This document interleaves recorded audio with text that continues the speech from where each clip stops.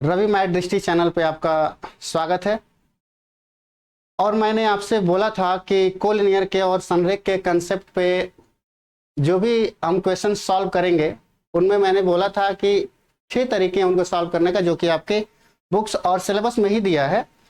तो हम इसके पहले वाले जो क्लास थी या जो वीडियो अपलोड किया गया था उसमें हमने 3 तरीके बताए थे कोलिनियर और संरेख प्रश्न सॉल्व करने के लिए, कि अगर पूछा जाए कि अगर कैसे सिद्ध कीजिए कि 3 बिंदु संरेख हैं, या सो दैट द पॉइंट्स या 3 पॉइंट्स आर कोलिनियर, तो कैसे हम लोग उसको सॉल्व किए थे या कैसे हम लोग प्रूव किए थे, उसके 3 तरीके हम लोगों ने देखा था।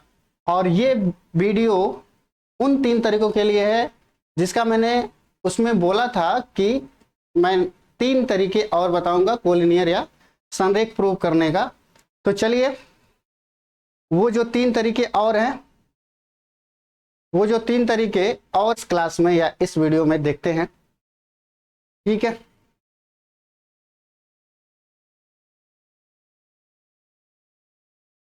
तो सबसे पहले मैं फिर से इस क्लास में या इस वीडियो में फिर से मैं एक बार कुछ ब्रीफ में कोलिनियर या संरेख का कंसेप्ट बता दे। तो कोलिनियर या कंसेप्ट क्या था? कोलिनियर या संरेख क्या था? तो कोलिनियर या संरेख केवल हम लोगों ने इतना इसमें छोटी सी चीज सीखा था कि अगर एक लाइन है और 3 पॉइंट इस लाइन पर उपस्थित हैं, ना तो लाइन के इस साइड ना तो लाइन के इस साइड, मतलब कंप्लीट रूप से एकदम लाइन पे उपस्थित है, तो इन तीनों लाइन को बोलेंगे कोलिनियर पॉइंट्स या संरेख बिंदु। मतलब अगर तीनों पॉइंट्स या जितने भी पॉइंट्स हैं अगर एक लाइन पर उपस्थित होंगे तो उन सभी पॉइंट्स को बोलेंगे कोलिनियर पॉइंट्स या संरेख बिंदु। ठीक है, ये हमने देखा था इसके पहले क्लास में, इसके पहले वीडियो में। हम इसमें सीखेंगे कि अगर तीन पॉइंट्स दिए गए हों तो हम उन्हें संरेख कैसे प्रूव करेंगे। इसके पहले वीडियो में हम लोग ने 3 तरीके देखा था, इसमें भी 3 तरीके हम लोग देखेंगे कि कैसे कोलिनियर पॉइंट्स को या संरेख बिंदुओं को कैसे और 3 तरीकों से सिद्ध कर सकते हैं या प्रूव कर सकते हैं। चलिए तो हम क्वेश्चन लेते हैं। देखिए स्क्रीन पे डाउन साइड में, बॉटम साइड में आपका क्वेश्चन दिख रहा है। क्वेश्चन है कि show that point 4, 6, 6, 12 and 2, 0 are collinear, या हिंदी में लिखा हुआ है कि सिद्ध कीजिए कि बिंदु 4, 6, 6, 12 और 2, 0 संरेख है। ये क्वेश्चन आपका स्क्रीन पे दिया हुआ है। तो 3 तरीके क्या थे, पहले हम उसको कुछ बता देते हैं कि 3 तरीके हम लोगों ने जो पहले वीडियो में पढ़ा था वो 3 तरीके क्या थे। तो उसमें से पहला तरीका हम लोगों ने पढ़ा था कि त्रिभुज के क्षेत्रफल से हम लोग कैसे सिद्ध करते हैं, या एरिया ऑफ ट्रेंगल पहला था। दूसरा था आपका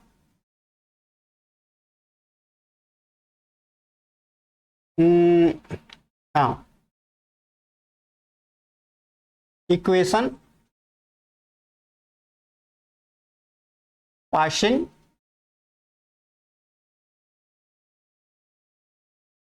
थ्रू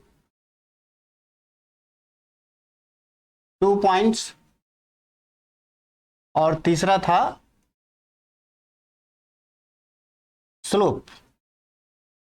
हम लोगों ने 3 कंसेप्ट पढ़ा था। एरिया ऑफ ट्रेंगल, यानी अगर एरिया ऑफ ट्रेंगल 0 हो, अगर एरिया ऑफ ट्रेंगल 0 हो तो हम कहते थे कि वो तीनों बिंदु या जो 3 पॉइंट्स होंगे वो क्या होंगे, कोलिनियर होंगे। या इक्वेशन पासिंग थ्रू 2 पॉइंट्स, अगर 2 बिंदुओं से होकर जाने वाली रेखा का समीकरण, इक्वेशन पासिंग थ्रू 2 पॉइंट्स, 2 बिंदुओं से होकर जाने वाली जो समीकरण था, इक्वेशन था, उसके आधार पर हमने प्रूव किया था। तीसरा क्या था, स्लोप। यानी जिसको हम लोग बोलते हैं प्रवणता। स्लोप यानी प्रवणता, तो प्रवणता पर हम लोगों ने सीखा था कि कैसे प्रूव करेंगे कि तीन बिंदु संरेख हैं। तो ये तीनों जो दिख रहे हैं आपके 1 2 3, जो ये तीन तरीके दिख रहे हैं, ये तीन तरीके हम लोगों ने फर्स्ट वीडियो में पढ़ा था, और तीन तरीका हम लोग देखेंगे। उसमें से आपका फोर्थ तरीका है कि सेक्शन फार्मूला पर देखेंगे कि हम लोग कैसे प्रूव कर सकते हैं। सेक्शन फार्मूला पर देखेंगे कि हम लोग कैसे प्रूव कर सकते हैं कि पॉइंट्स जो हैं वो क्या होंगे, कोलिनियर होंगे या संरेख होंगे। पांचवा या जो फिफ्थ है वो क्या है, डिस्टेंस फार्मूला। वो क्या है आपका, डिस्टेंस फार्मूला। डिस्टेंस फार्मूला पर भी हम लोग देखेंगे कि किस प्रकार से हम लोग प्रूव कर सकते हैं कि पॉइंट्स कोलिनियर हैं। और डिस्टेंस फार्मूले में ही हम लोग दो तरीका देखेंगे। डिस्टेंस फार्मूले में ही हम लोग दो तरीका देखेंगे। 6, यहां पर भी एरिया ऑफ ट्रायंगल निकालेंगे, एरिया ऑफ ट्रायंगल। ओके, तो ये 6 तरीके हैं। तो इसमें से हम लोग फर्स्ट, सेकेंड, थर्ड देख चुके हैं पहले क्लास में। फोर्थ, फिफ्थ और सिक्स्थ हम लोग इस क्लास में देखेंगे। ठीक है, चलिए आप चाहें अगर नोट करना तो नोट कर सकते हैं। और अगर हिंदी में बताया जाए तो त्रिभुज का क्षेत्रफल अगर 0 होता है तो पॉइंट्स क्या होते हैं, कोलिनियर्स होते हैं। दो बिंदुओं से होकर जाने वाली अगर कोई समीकरण हो या रेखा का समीकरण हो, उस पे प्रवणता, जिसको हम लोग ढाल बोलते हैं, और सेक्शन फार्मूला जो कि फोर्थ है, फिफ्थ डिस्टेंस फार्मूला, और 6 है एरिया ऑफ ट्रायंगल, जो कि थोड़ा सा अंतर है उससे। तो ये 4, 5 और 6 यानी फोर्थ, फिफ्थ, 6 और हम लोग इस क्लास में देखेंगे। तो चलिए देखते हैं। सबसे पहले हम लोग देखते हैं डिस्टेंस फार्मूला।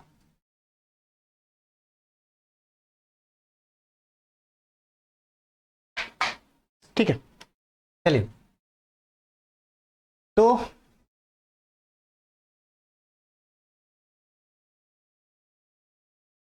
फोर्थ वे जो है, यानी जो चतुर्थ तरीका है, चौथा तरीका है, उसको हम लोग देखेंगे। तो ये क्या है, डिस्टेंस फार्मूला।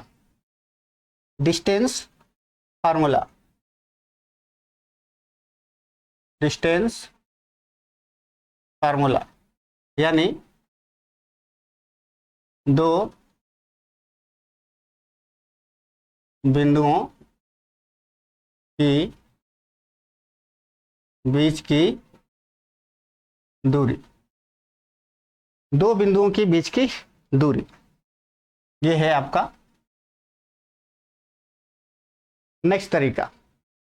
तो सबसे पहले हम लोग इसको देख लेते हैं कि दो बिंदुओं के बीच की दूरी है क्या। तो सिंपल हम लोग इतना कह सकते हैं कि अगर किसी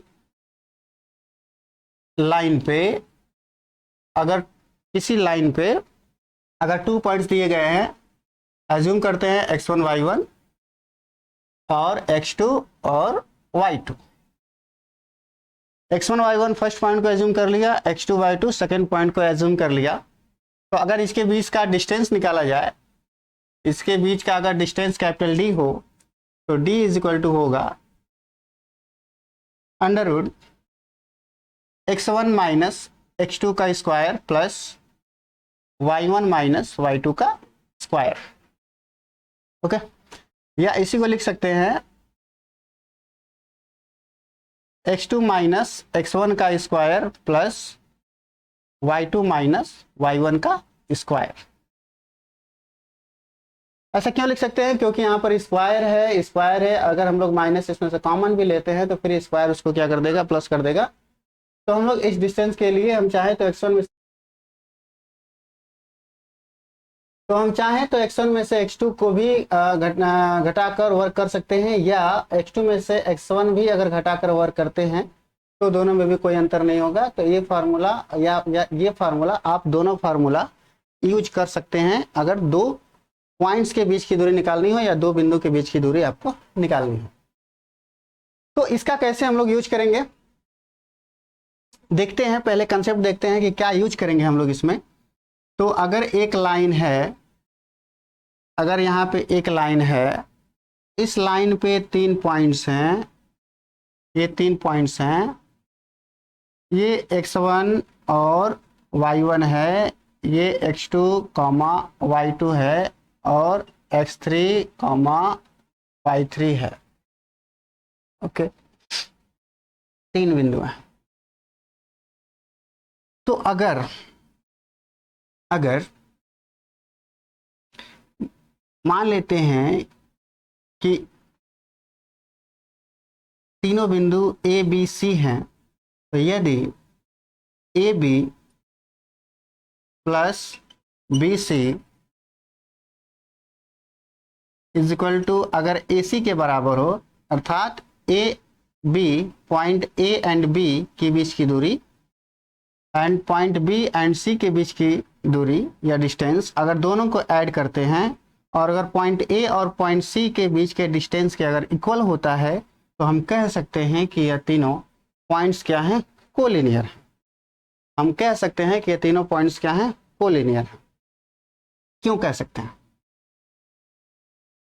क्योंकि जो इनका रेशियो होगा या इनके बीच की जो डिस्टेंस होगी, अगर ये पॉइंट्स कहीं और रहता तो ये कभी भी इक्वल नहीं होता। अगर ये मिड वाला पॉइंट जो कि बी है, अगर ये ऊपर या नीचे रहता तो डिस्टेंस कुछ और होता और ये कंप्लीट एसी के बराबर नहीं होता। तो अगर ये तीनों पॉइंट्स एक लाइन पर हैं और point A and point B के बीच का डिस्टेंस पॉइंट बी और पॉइंट सी के बीच के डिस्टेंस का सम या योगफल पॉइंट ए और पॉइंट सी के बीच के डिस्टेंस के या दूरी के इक्वल हो, तो हम कह सकते हैं कि ए बी एंड सी यानी तीनों बिंदु समरेख होंगे। तो हम लोग यही करने वाले हैं इस सवाल के लिए, जो कि स्क्रीन पे दिख रहा है आपके। हम लोग यही करेंगे कि तीनों के बीच का डिस्टेंस निकालेंगे। ठीक है, तीनों के बीच का डिस्टेंस निकालेंगे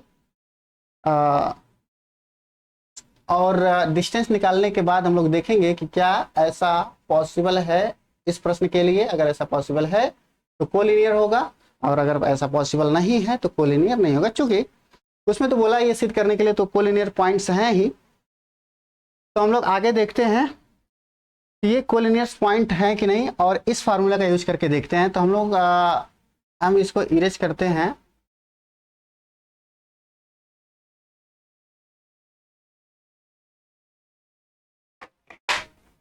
और इस फार्मूले को हम लोग यहाँ लिखते हैं कि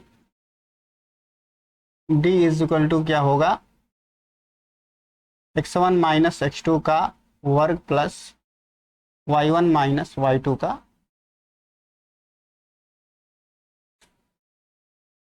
ठीक है, तो नीचे पॉइंट्स क्या दिए हुए हैं, पॉइंट्स को लिख लेते हैं। अज्यूम कर लेते हैं कि a पॉइंट्स है, b पॉइंट्स है और c पॉइंट।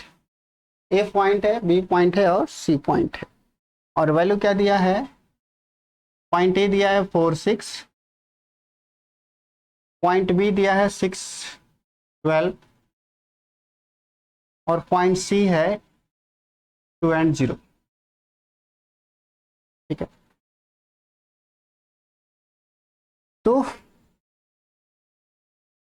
हम लोग आगे बढ़ेंगे, तब तक इस प्रश्न को हम लोग रिमूव करते हैं। Point A and point B के बीच का डिस्टेंस क्या होगा, point A and point B के बीच का डिस्टेंस क्या होगा, अगर हम लोग निकालें, कैलकुलेट करें, तो x1 माइनस x2 का स्क्वायर करेंगे। x1 माइनस x2, इसको x1 y1 एज्यूम किया, इसको y1 y2 sorry x2 y2 assume किया। तो अगर x1 माइनस x2 करें तो 4 माइनस 6 का स्क्वायर प्लस 6 माइनस 12 का स्क्वायर, 6 माइनस 12 का स्क्वायर होगा। अब इससे आगे कैलकुलेट करते हैं तो ये हो जाएगा -2 का वर्ग प्लस ये हो जाएगा -6 का वर्ग, -2 का वर्ग 4 प्लस -6 का वर्ग हो जाएगा 36। तो ये आ गया √40। अगर हम चाहें तो इसको लिख सकते हैं 2√10। ठीक है, इसमें से 4, इसमें से 4, यानी अगर 40 का फैक्टर किया जाए तो 4 × 10 होगा, और 4 का स्क्वायर रूट हम लोग निकाल सकते हैं, तो 4 का स्क्वायर रूट 2 हो जाएगा और 10 का स्क्वायर रूट √10 हो जाएगा।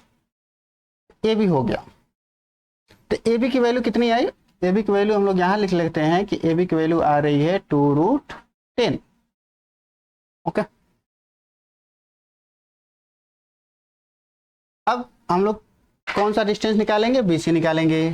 तो BC इज इक्वल टू क्या हो जाएगा आपका 6 - 2, जैसे कि पहले किया था सेम वैसे ही 6 - 2 का स्क्वायर और प्लस 12 - 0 का स्क्वायर।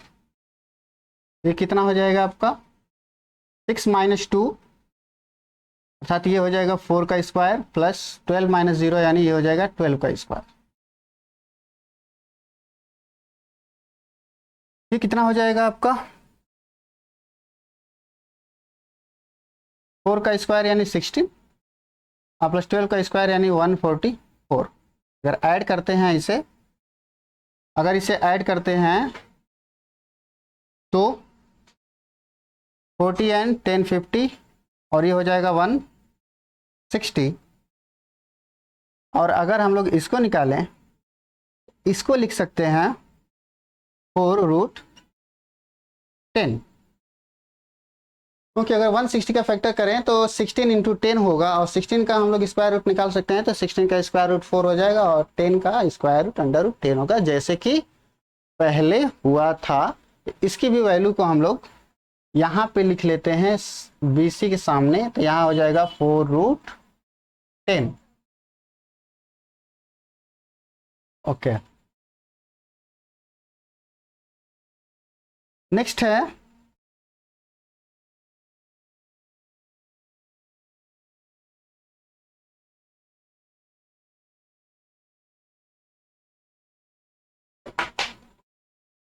है आपका AC। AC निकालते हैं। AC कितना हो जाएगा A एंड C 4 - 2, 4 - 2 का वर्ग यानी स्क्वायर और 6 - 0 का स्क्वायर यानी 6 - 0 का स्क्वायर। ये हो जाएगा आपका 4 - 2 का वर्ग 2 का वर्ग या 2 का स्क्वायर प्लस 6 का स्क्वायर। ओके, कितना हो जाएगा आपका 2 square plus 6 square, 2 square plus 6 square यानी 4 + 36। ये 4 + 36 कितना आ गया √40, तो ये भी आ गया आपका 2√10। तो हम लोग देख रहे हैं कि AC के बीच का डिस्टेंस आ रहा है, यानी A एंड C के बीच का डिस्टेंस आ रहा है 2√10। इस वैल्यू को भी हम लोग यहाँ लिख लेते हैं 2√10। ओके, तो डाउन इरेज करते हैं। क्या दिख रहा है यहाँ पे? हमें दिख रहा है कि अगर AB एंड AC को ऐड करें तो BC मिल जाएगा, यानी AB एंड AC को ऐड करें तो BC मिल जाएगा। इसका मतलब कि ये लाइन पे किस तरह से प्रेजेंट है, यहाँ B हो जाएगा। ओके, यहाँ पर A हो जाएगा और यहाँ पर C हो जाएगा, अर्थात यहाँ से मिल क्या रहा है कि BA प्लस AC अगर ऐड करते हैं तो वह BC के इक्वल है। अगर हम लोग BA और प्लस AC को ऐड करते हैं तो वह BC के इक्वल है, जैसा कि दिख रहा है यहाँ पे। ये AB अर्थात इसको BA भी लिख सकते हैं और AC तो AC ठीक ही है। तो BA की वैल्यू कितना है 2√10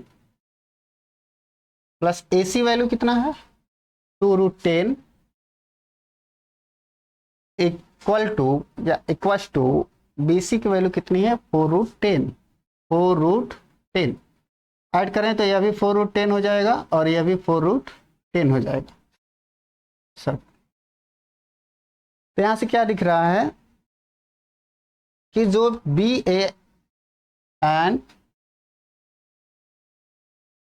एंड ए सी के बीच का जो डिस्टेंस है दोनों को ऐड करने पर इस कंप्लीट बी सी के इक्वल है, अर्थात जो हम लोग इसके पहले पढ़े थे उस कंसेप्ट के अनुसार पॉइंट बी एंड सी अर्थात 4 6 6 12 एंड 2 0 यह तीनों पॉइंट्स क्या होंगे, कोलिनियर होंगे या सनरेख होंगे। ओके, चाहे तो देख सकते हैं डिस्टेंस फार्मूला का यूज कर हम लोग कैसे इसको कर सकते हैं। इस फार्मूले को हम लोगों ने 5वें पे लिखा था, 4 पे सेक्शन फार्मूला लिखा था, लेकिन फिर भी देख लीजिए इधर उधर तो हो ही सकता है। तो डिस्टेंस फार्मूला का यूज कर दो बिंदुओं के बीच की दूरी यूज कर हम लोग 3 पॉइंट्स को कैसे कोलिनियर पॉइंट प्रूव कर सकते हैं। वो यही तरीका है कि तीनों पॉइंट्स में से उनके एक दूसरे के बीच की दूरी निकालेंगे, जैसे बी हो गया, ए सी हो गया, बी सी हो गया। अगर ये 3 डिस्टेंस निकालते हैं और इन तीनों डिस्टेंस से किन्हीं 2 का डिस्टेंस जोड़ने पर या किन्हीं 2 का डिस्टेंस का योग तीसरे के बराबर हो तो वह तीनों पॉइंट्स कोलिनियर होंगे। ठीक है, अब हम लोग बढ़ेंगे नेक्स्ट तरीका क्या है, हम लोग उसको देखेंगे।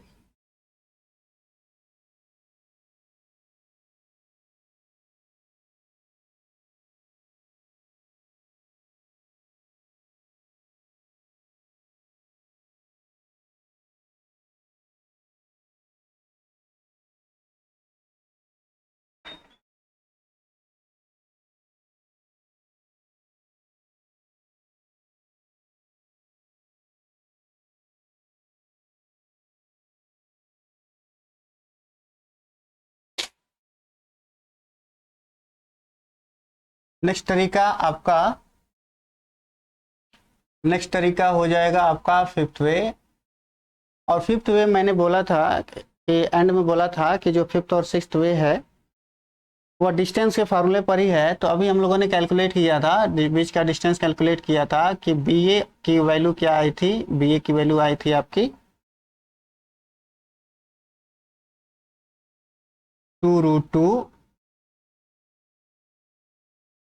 ए सी की वैल्यू आई थी 2√10, ए सी की वैल्यू आई थी 2√10 और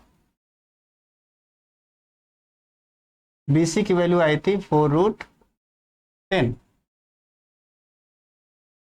ये 4 वैल्यूज आई थी। तो जो 5th वे है वो भी हमने बोला था कि एरिया ऑफ ट्रायंगल निकालने का है। तो अगर हमने पहले ही पढ़ चुका है कि अगर एरिया ऑफ ट्रायंगल 0 आता है, एरिया ऑफ ट्रायंगल अगर 0 आता है तो हम कह सकते हैं कि जो लाइन है वो कोलिनियर है। ओके, तो हम लोग डिस्टेंस कैसे निकालेंगे, तो आपने एक पढ़ा होगा, आपने एक डिस्टेंस का फॉर्मूला पढ़ा होगा, under root area of triangle is equal to under root S minus A, S minus B और एस माइनस सी, जहां पे एस इक्वल टू क्या होता है, A plus B plus C by 2। इसको कहते क्या है, एस होता है आपका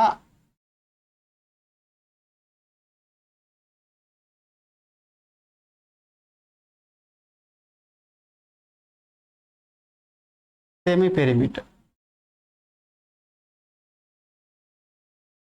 पेरीमीटर यानी अर्ध परिमाप।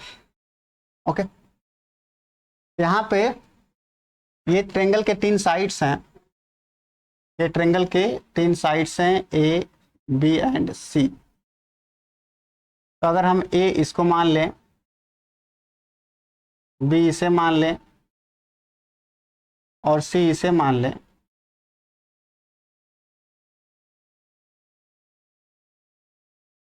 तो क्या है डिस्टेंस के थ्रू निकालने पर ट्रायंगल का एरिया 0 आएगा। अगर ट्रायंगल का एरिया 0 आता है तो हम कह सकते हैं कि ये तीनों पॉइंट्स कोलिनियर हैं। निकालते हैं। सबसे पहले सेमी पेरीमीटर निकाल लेते हैं, जिसको हम लोग अर्ध परिमाप बोलते हैं, यानी तीनों को ऐड कर कर हमको 2 से डिवाइड करना है। तो 2√10 प्लस 4√10 प्लस 2√10 अपान 2 हो जाएगा। नेक्स्ट कैलकुलेट करेंगे तो 4 2 6 2 8 हो जाएगा, 8√10 अपान 2 कैलकुलेट करेंगे तो आ जाएगा आपका 4√10। तो सेमी पेरीमीटर यानी एस की वैल्यू आ गई 4√10। तो हम लोग इसको यहाँ लिख लेते हैं 4√10। ओके,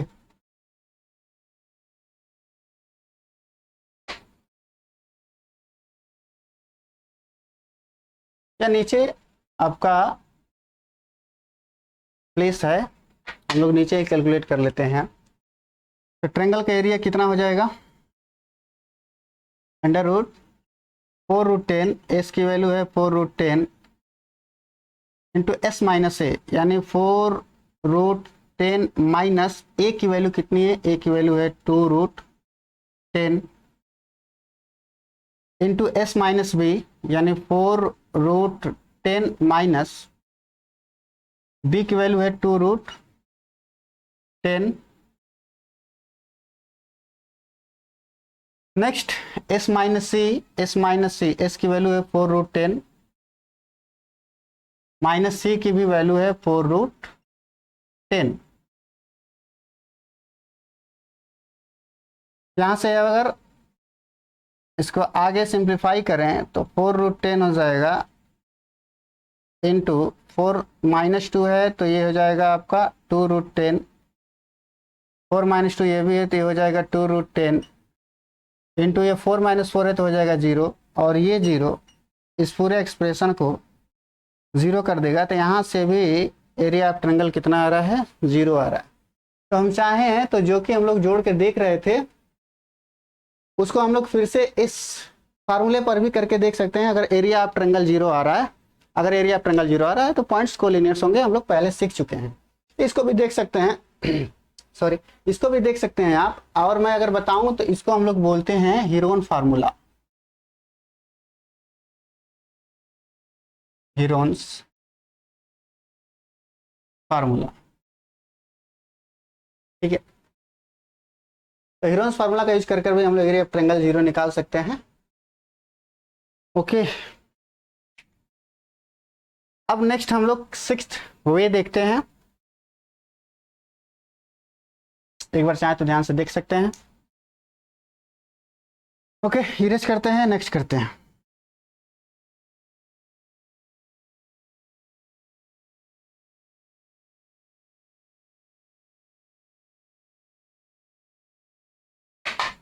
नेक्स्ट है आपका 6th वे।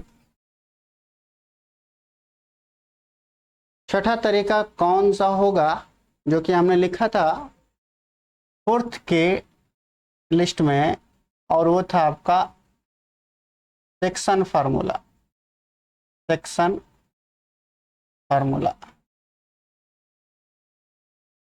और सेक्शन फार्मूला क्या है, तो सबसे पहले हम लोग कुछ सेक्शन के बारे में समझ लेते हैं कि सेक्शन फार्मूला क्या है। निर्देशांक ज्यामिति या कोऑर्डिनेट ज्यामिति में मान लेते हैं कि अगर यहाँ पे पॉइंट है x1 y1 और यहाँ पे पॉइंट है x2 और y2, इन दोनों पॉइंट्स के बीच में अगर ऐसा कोई पॉइंट है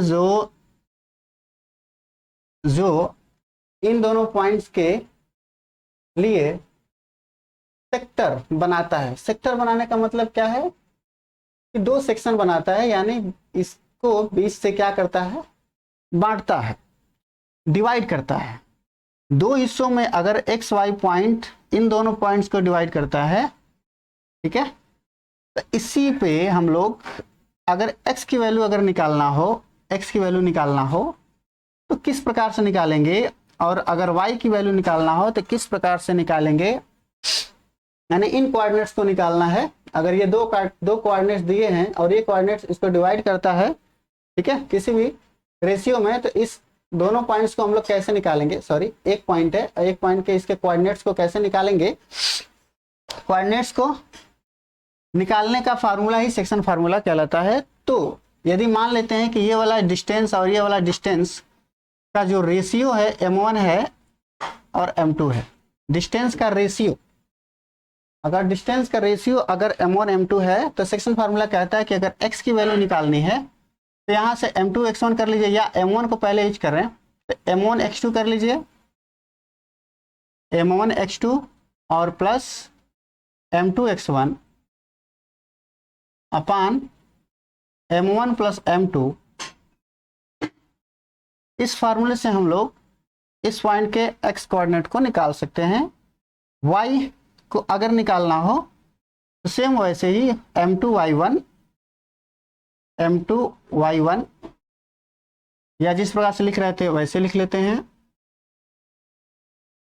m1y2 प्लस m2y1 अपान m1 प्लस m2। ये है आपका सेक्शन फार्मूला। तो सेक्शन फार्मूला क्या है कि अगर एक पॉइंट दो पॉइंट के बीच में है, स्थित है, और उन्हें दो भागों में, अगर उन्हें दो भागों में या दो पार्ट्स में डिवाइड करता है और उनका रेशियो अगर m1 m2 हो तो x एंड y को अगर कैलकुलेट करना है तो इस फार्मूले से कैलकुलेट करते हैं, इसे बोलते हैं सेक्शन फार्मूला। लेकिन अब हम लोग ये समझते हैं कि सेक्शन फार्मूला को यूज कैसे करेंगे कोलिनियस पॉइंट को लाने के लिए या प्रूव करने के लिए। तो अब समझेंगे इसे कि अगर मान लीजिए अगर तीन पॉइंट्स ऐसे सेम दे दिया, अगर ये पॉइंट्स ये पॉइंट्स ये पॉइंट तीन पॉइंट दे दिया, क्योंकि हम लोगों को प्रूव करना है सेम, वैसे ही एक फिर से मैं इस क्वेश्चन को लाता हूं सामने। देखिए फिर से क्वेश्चन सामने है आपके, और इन तीनों पॉइंट्स को अगर कोलिनियस पॉइंट्स प्रूव करना है तो सेक्शन फार्मूला का यूज कैसे कर सकते हैं ये देखेंगे हम लोग। तो यहाँ पे हम लोग देख लेते हैं क्वेश्चन के अनुसार, तो x1 y1 की वैल्यू लिख लेते हैं 4 6, x1 और y1 की वैल्यू लिख लेते हैं 4 6,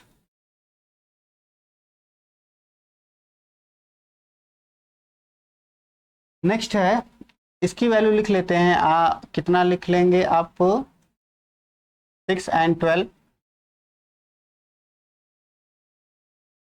और नेक्स्ट पॉइंट है आपका 2 एंड 0, तो 2 एंड 0 लिख लेंगे। अगर ये तीनों पॉइंट्स दिए हैं, अगर ये तीनों पॉइंट्स दिए हैं और ये रेशियो m1 m2 जो दिया था फार्मूले में, अब हम इसको एज्यूम करते हैं कि यह रेशियो 1:m है। एज्यूम करते हैं कि यह रेशियो अब क्या है 1:m है।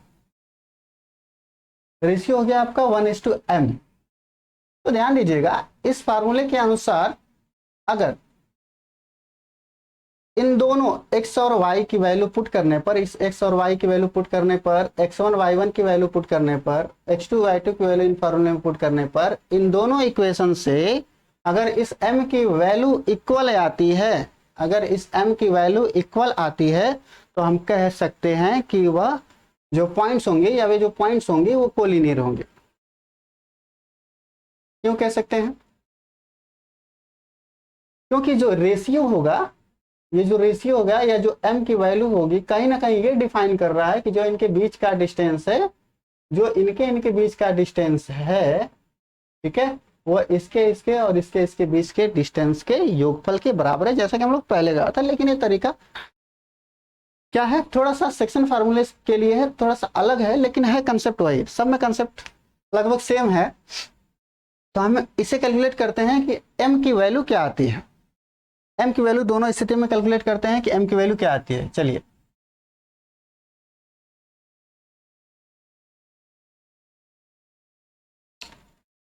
तो x की वैल्यू 6 हो गई, x की वैल्यू 6 हो गई,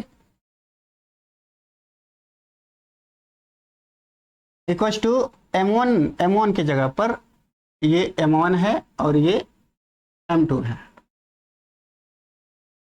m1 के प्लेस पे क्या हो गया आपका, m1 के प्लेस पे हो गया 1 इंटू x2 के प्लेस पे क्या हो गया 2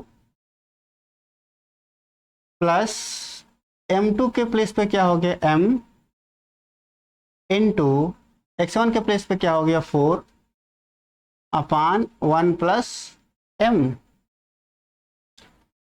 क्रॉस मल्टीप्लिकेशन करेंगे तो 6 plus 6m equal to 2 plus 4m, 4m को बाई डिफेक्ट करेंगे 6m minus 4m equal to 2 minus 6m minus 4m। Okay, 6m minus 4m करेंगे तो कितना आ जाएगा यहाँ पे 2m और यहाँ पे कितना आ जाएगा -4, तो m इक्वल टू कितना आ जाएगा -2। ये हो गई पहले कंडीशन में m की वैल्यू। नेक्स्ट अगर कैलकुलेट करते हैं तो y की वैल्यू यहाँ पे 12 है, y की वैल्यू 12 है। ओके, y की वैल्यू 12 है इक्वल्स टू m1 की वैल्यू m1 की वैल्यू क्या है 1 इंटू y2 की वैल्यू क्या है 0, y2 की वैल्यू 0 प्लस m2 की वैल्यू क्या है m इंटू y1 की वैल्यू क्या है 6 अपान m1 प्लस m2 करेंगे तो ये हो जाएगा 1 प्लस m, 1 प्लस m। यहां पर क्रॉस मल्टीप्लिकेशन करेंगे तो 12 प्लस 12m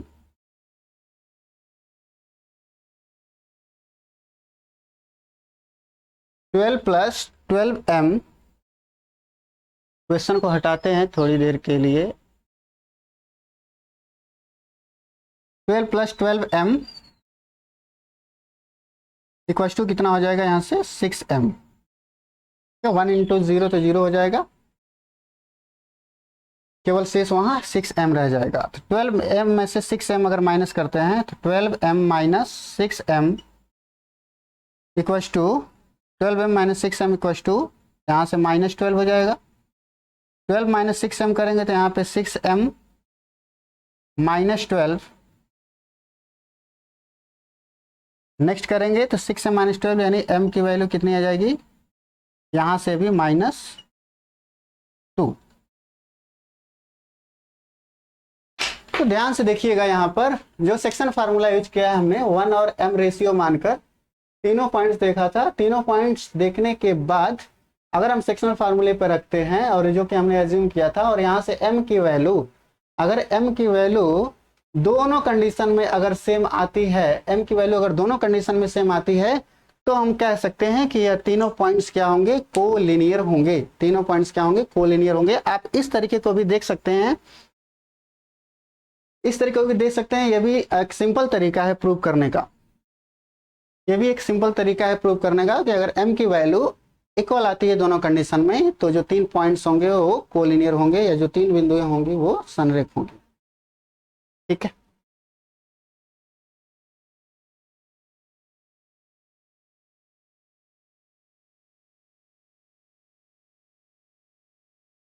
ओके।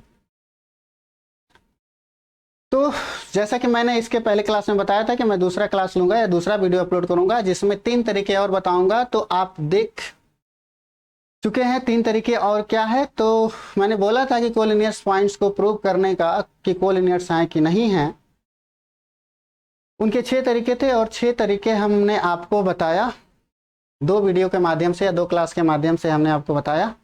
ठीक है, तो तब तक के लिए इस क्लास को या इस वीडियो को पूरी तरह से देखने के लिए या कंप्लीट देखने के लिए आपका बहुत बहुत धन्यवाद और मिलते हैं फिर से हम लोग अगले क्लास में। धन्यवाद।